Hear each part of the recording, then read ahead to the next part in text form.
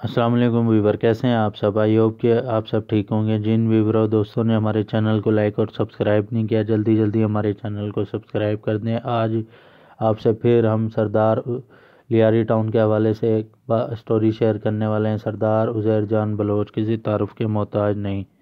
عزیر جان بلوچ ابتدا میں تو اپنی پڑھائی اور والد صاحب کے کاروبار میں مگن رہے اور اپنے والد صاحب کے ٹرانسپورٹ کے کاروبار کو خوب چمکایا۔ عزیر جان بلوچ اپنے والد صاحب کے کاروبار اور پڑھائی میں اتنے مگن رہے اور کس طرح اپنے کلاس فیلو کی گینگ کے سربراہ بن گئے آساتی طور پہ۔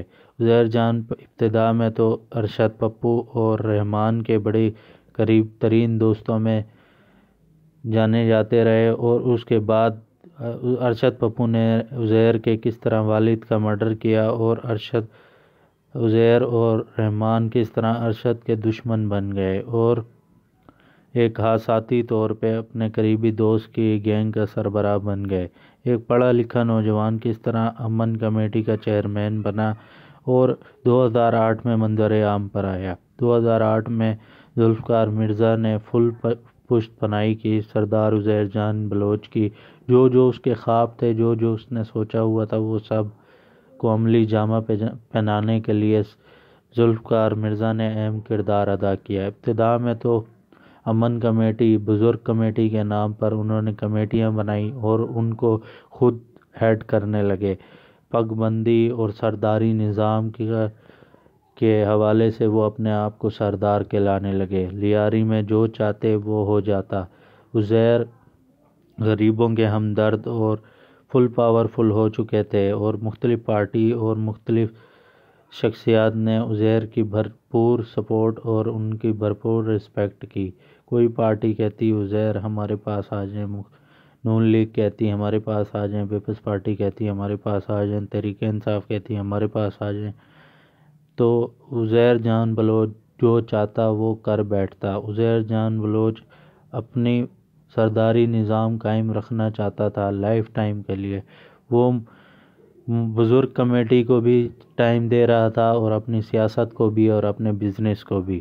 ایک رپورٹ کے مطابق عزیر جان بلوچ نے کس طرح 2008 کے اندر اپنے قریبی رشتہ دار کو ایوان بالا تک پہنچایا اور سینیٹر منتخب کروایا، اور وہ فل پاورفل ہو چکا تھا اور لیاری فشری اور مختلف مارکیٹوں سے وہ یومیہ 3 کروڑ روپے بھتہ وصول کرتا اور مختلف شخصیات کو پہنچاتا، اور یوں عزیر پاورفل ہوتا گیا اور اسلحے کی ریل پھیل اور پیسے کی ریل پھیل نے اس کو اندھا کر دیا، اور کس طرح ایک پڑھا لکھا نوجوان ایک گینگ کا سربراہ بن گیا اور اپنے پارٹی اور اپنے آپ کا ایک دربار اور ایک سرداری نظام قائم کیا۔ سردار عزیر جان بلوچ کا یہ عالم تھا کہ 2013 کے اندر اس نے اپنے گھر کام کرنے والی ایک عام سی معمولی سی لڑکی کو کس طرح ایم پی اے کا ٹکٹ دلوا کے ایم پی اے منتخب کروایا۔ ثانیہ ناز کو ایم پی اے منتخب کروانے کے بعد اور اپنے قریبی دوست شاہجہان بلوچ کو ایم این اے بنوانے کے بعد لیاری کے اندر سردار عزیر جان بلوچ لاہور لشکر کے ساتھ کس طرح لیاری میں گشت کرتے اور ڈنکے کی چوٹ پہ لیاری میں حکومت کرتے۔ جو عزیر جان چاہتے لیاری میں وہ ہو جاتا۔ عزیر نے شاہجہان اور ناز کو اس لیے M P A M N A بنوایا کہ بیرونی طاقتوں کو یہ میرے 2 فرنٹ مین دیکھیں گے، اور جو اس کا مین مقصد تھا گینگ کو سپورٹ کرنا، اس کو وہ اپنی سرداری اور اپنے جو اس کی نیچرل جو اس کی رگوں میں خون جو جس مقصد کے لیے اس نے سیاست کا لبادہ اوڑھا تھا اس کو سپورٹ کرنا، اور وہ اس کو سپورٹ کرتا تھا۔ اور اتنا پاورفل ہونے کے بعد اس کا ایک مشن ابھی تک نامکمل تھا، وہ تھا ارشد پپو اور رحمان۔ عزیر اتنا پاورفل ہو گیا تھا کہ وہ اربوں خربوں پتی ہو گیا تھا۔ لیاری میں پسماندگہ علاقے میں اس نے اپنا عالی شان محل تعمیر کروایا، اور وہاں پر وہ روز اپنا دربار سجاتا اور مختلف فیصلے کرتا اور ان کی سربراہی کرتا۔ کس طرح سکہ چلنے لگا اور عزیر سردار عزیر جان کے نعرے لگنے لگے۔ ایک رپورٹ کے مطابق ذوالفقار مرزا نے خود تسلیم کیا ہے کہ میں نے 1 لاکھ سے زائد اسلحہ لائسنس لیاری میں دیے ہیں، اور لیاری میں محض ایک پارٹی کو اتنا بڑا لائسنس دینا، اور اسی بنا پر